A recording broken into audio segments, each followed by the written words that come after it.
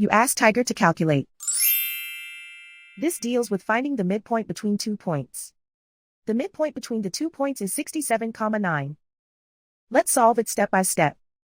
Plot the 2 points and calculate the midpoint using the formula. The coordinates of point 1 are x1 equals 55, y1 equals 60. The coordinates of point 2 are x2 equals 79, y2 equals -42. PM represents the midpoint of the 2 points.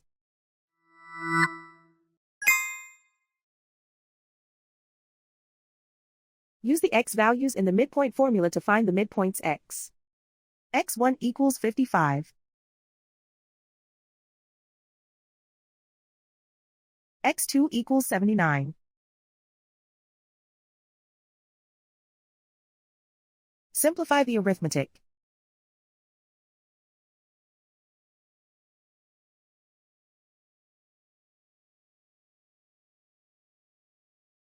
Use the y values in the midpoint formula to find the midpoints y. y1 equals 60.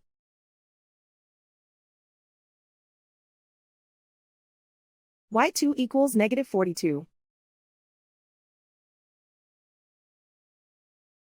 Simplify the arithmetic.